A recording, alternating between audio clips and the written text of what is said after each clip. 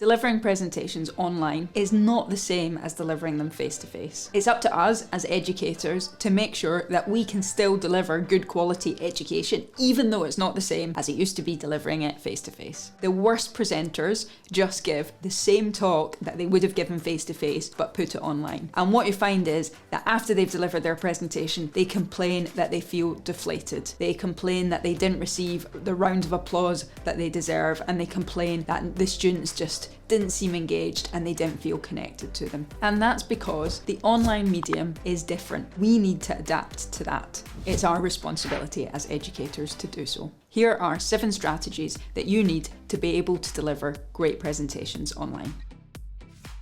Tip 1, get momentum at the beginning. Don't start with apologies. I've seen so many presenters start with apologies. I'm sorry, I'm late, I couldn't get my tech up and running, I couldn't get my microphone connected, I only prepared this last night, I didn't get much notice. Don't give excuses at the beginning. You've done what you've done to get to this point, now just go for it. So have a plan for how you're going to start and make sure you start with a bang. Now there's many ways to start. You might choose to start with an icebreaker game, with a story or a video that you've prepared. Whatever it is, I don't think it matters as long as you've actually thought about it and you just don't nervously get into it, but you actually go in with momentum and get your session running, because that's what's going to get the audience engagement straight away. Tip 2, prep your tech.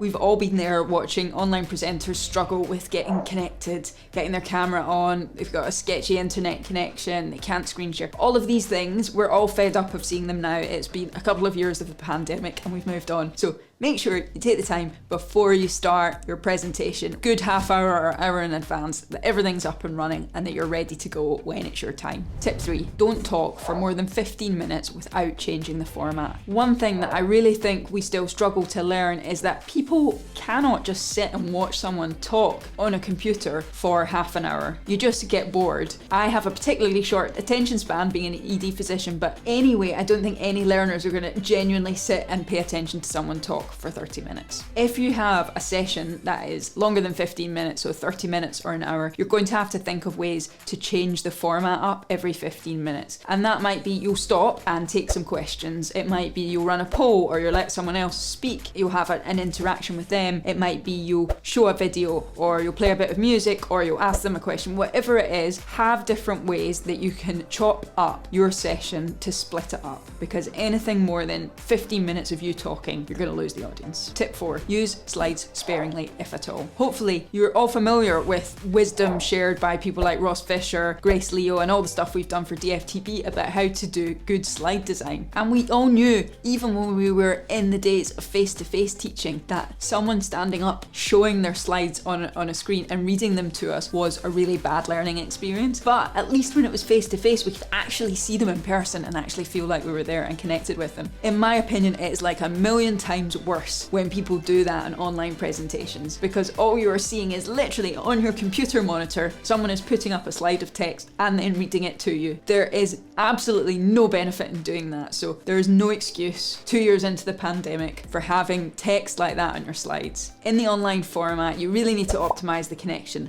The slides are going to get in the way of you seeing the students and the learners. So if you're going to use slides, think really carefully about what they're adding, why you're using them, and when you choose to use them. Tip 5, use at least a couple of engagement strategies during your online presentation. I think it would be very rare that you have an online presentation where it's literally just you talking, unless it's a very short session. So think about how you're going to engage students, because that's the extra effort you need to put in for online presentations. There's so many techniques you can use to engage students and learners, and they might be Q&As where the learners can submit questions. Most platforms actually have that function built in, or they can use it on the chat. Bring someone else in for a discussion and you'll have a discussion with a partner. You might use polls. You might pose questions to the students for them to answer. There's loads of options out there, including whiteboards and many features that are just built into whatever platform you're using. Make a point of thinking, how are you going to engage students in every session that you run? Tip 6, target the audience. Your presentation needs to be targeted to the audience that's there. And I think this is even more important than it was in face-to-face teaching,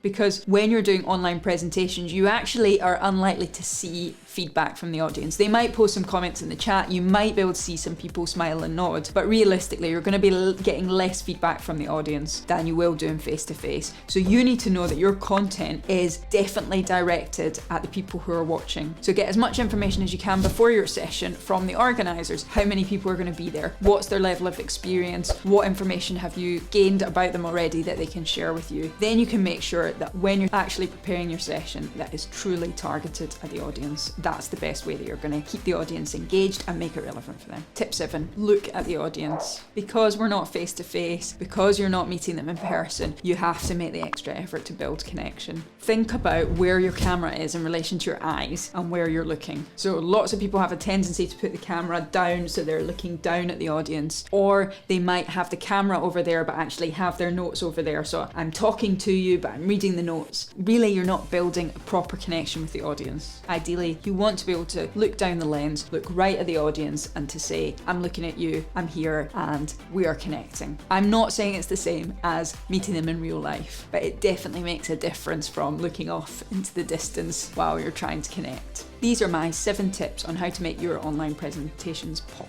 And if you enjoyed this video, go like my video on 4 books to really help improve your online learning, and you can see that video here.